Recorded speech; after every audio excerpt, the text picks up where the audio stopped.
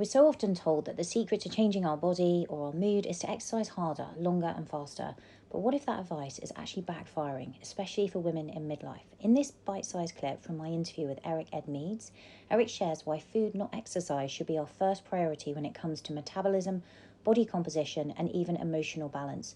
You'll hear why trying to outtrain a poor diet can stress the body, why intense workouts sometimes stall fat loss for women, and why community driven, low stress movement often delivers better results than pushing harder in the gym. And if you want to listen to the full episode, I'll link to it in the show notes below. I'm curious when you talk about the flexibility in terms of moving through those different modes. Do you also match exercise in that regard alongside it, or are people sort of free to exercise as they would want? Exercise is an interesting thing. It's absolutely necessary, but its prioritization has been boosted larger than it should be. And I want to be careful because that might sound like I don't think exercise is a good idea. Not at all. But if you were to ask people like what's more important, food or exercise, well, then I would have to say the answer is not a matter of importance. It's a matter of priority. They're both important, but food is the first priority.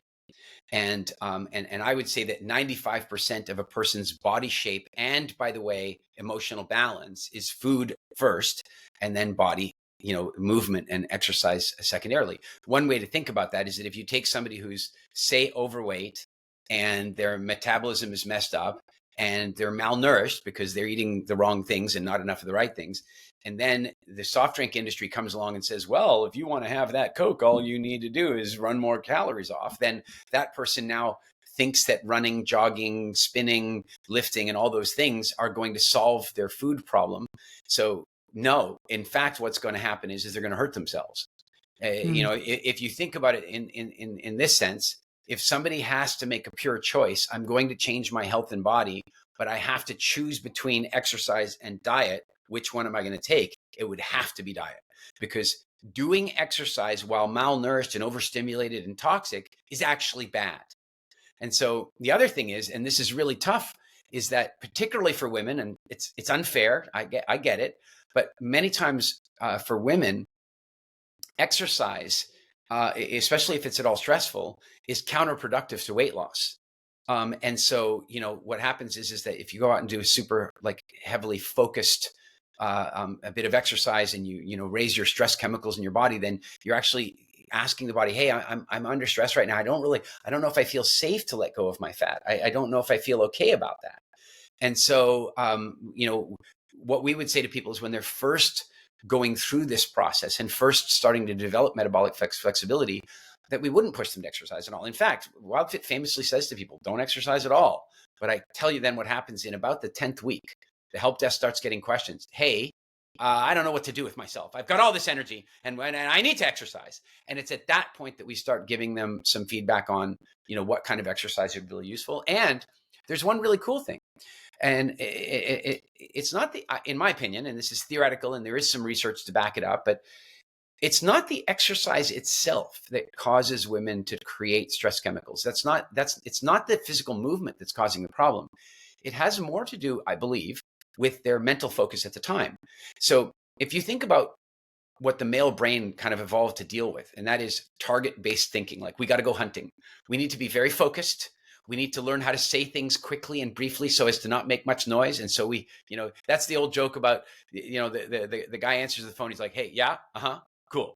And she's like, hey, what did you guys talk about? Well, we agreed we're doing this, we're doing that. And you did that all with just those sounds? Yeah, men can do that sometimes, right? It's like focus. But at the same point in time, if you look at what women really evolved to deal with, and that is, managing the community, gathering, managing children, you needed to have the ability to multitask your attention all over the place. That's women are very good at that on the whole. I know I'm talking in stereotypical terms that are likely to trigger somebody, but I don't mean these things purely for everyone. I'm just saying present enough in the population to be able to generalize. Now, if you take a woman who's more comfortable with a diverse sort of multitasked perspective, and you ask her to focus intently on something, this is interesting, because if she was in nature and she was focused intently on something, what would that tell you? It would tell That you would that normally something mean is a threatening. threat, right? That's right. That's right. Mm. So now if I tell you to go to a spin class and I tell you to spin, spin, spin and focus, focus, focus, you're spinning to get away from something.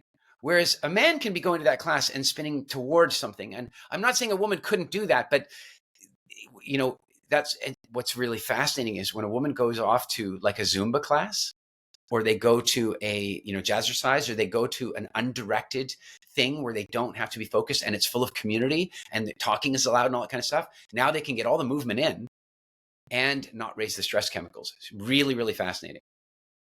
That's really fascinating because you definitely see that. I mean, when you look at women, particularly in, I would say, classify what is a uniquely stressful decade of their lives, right? When you look at, which is, I fall in this category, perimenopausal women, they often have so many competing demands on their time. It's not just the hormones, right? They're raising children, probably teenagers. They may have aging parents. They have kind of risen to a certain position within their careers. So they're juggling all these things. And then you've got the hormones on top. And actually, if you see women who then often they immediately think it's not working, I need to exercise more, right? And they start upping the ante, doing more HIIT, more kind of F45. It's actually really bad on their metabolism. Yeah. And they don't lose the weight. If anything, they're gaining weight, right? And it's very interesting when you dial it back. That's I see the same as you. Actually, you see more fat loss and actually better body composition. I'm curious with what you've seen then when you've looked at like the Hadza and you've spent time with them. Do they change their nutritional strategies? You were talking about coming back, for example, that they would have these sort of sweeter foods, if you like, on the way back because they know they would feel tired. Did you see any changes in the women that you could observe across the menstrual cycle? I really wish my very good friend Sheila Kelley, that you might know, she's the founder of S Factor and does incredible work with women and sexuality and eroticism and all that kind of stuff. She's a fat powerhouse, amazing woman. She's got a Netflix special that people can check out. I brought her with me on one of my most recent visits with the Hadza people. You might also know her husband. He was in the West Wing, and he's just finished up with The Good Doctor. He's an actor, and so the two of them came with us. And she interviewed the women. We've interviewed the women in the past, but considering the kind of work she does, she really interviewed the women and went kind of deeply into some of the questions that we might not have been as comfortable asking. And I wasn't present for all that, but I do have all the video, and we will be going through that because we're compiling it for documentaries and such. But one of the things that I do recall is I can speak more to the childbirth experience. This is really fascinating. At one point, one of the questions that we wanted to ask them was about, are men ever present for the childbirthing experience? Like I was so present at my little daughter's birth that I was literally the first human being to hold her. We home birthed her, and I'm the one, I was very present. And so we wanted to ask that, but the translator refused even to ask the question. And the reason the translator refused to ask the question is that the idea of a man being present at the birth was so taboo, so that asking the question itself would be too shocking. Like, it was like that aspect of the feminine world is closed to men in every way, and so on. And I gather there is some similarity with menstruation, that women go to their own, they have their own sort of community during that time. But maybe what we got to do is get Sheila to come and do your podcast, and you can ask her more directly. I would love that. I'm just fascinated. She's great. You got to have her. She's a great guest. I love it. That would be amazing. I'd absolutely love to have her on the show. Thank you. And that's very interesting what you were saying there. I mean, I wasn't expecting actually that answer, that they were sort of absent. Like well, you, I'll give you another one you weren't expecting. This is kind of fun. Yeah, this is a few years ago now, but we were doing a series of interviews. I interviewed the chief, and I know the chief very well. We've known each other for over 10 years, and we've got a good connection. But I was interviewing one of the leading women not his wife, but another woman who's kind of a leading woman in the community. And we were asking all kinds of normal questions. But what had happened is that I had sent out questions. I had sent out a note to a bunch of my friends and said, hey, look, I'm going to be interviewing the Hadza people. Do you have a question?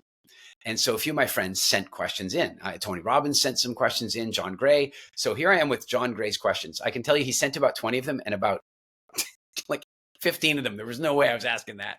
I'm just not asking that, John. You can come and ask if you want, but I'm not asking that. So anyway, but one of the questions was, do women experience orgasm? And, it's a tough question because it's a taboo subject. And also, they have female circumcision, and which we're completely against, and they don't even know why they do it. I don't judge them as harshly as I do some of the other cultures that do it, because I feel like many of the other places that do it absolutely should know better. But in any event, we so I asked the woman, and how do I do it? I don't know the word for it, and I'm trying to speak through it. So I say to her, there is something that has to happen, during intercourse for the man. And if it doesn't happen, the woman can't get pregnant. Something physically has to happen. Do women experience something similar? And no kidding, this is her answer. Ask me again when he's not here. It was Oh pretty my funny. God, seriously. Yeah, that is pretty funny. I mean, the whole like female circumcision, and they don't know the reason why. It's strange that they do that if Yeah, they it's don't an know old the reason lore why. that's just been passed down and passed down and passed down, and they don't know why they're doing it. And I think, again, you should really ask Sheila more about that, because she spoke to them about it more. But I think that some of them were like, we don't want to, but many of them were like, of course I want to. And you can understand if they've had that social conditioning. But understand, these people have no access to media. They have no education. They're not, they don't keep livestock. They don't have farming. They are literally nomadic hunter gatherers. So they really don't have any opportunity to learn that there's another way. Whereas in many of the other countries that do that, I mean, they absolutely should know better, and it should stop. Yeah.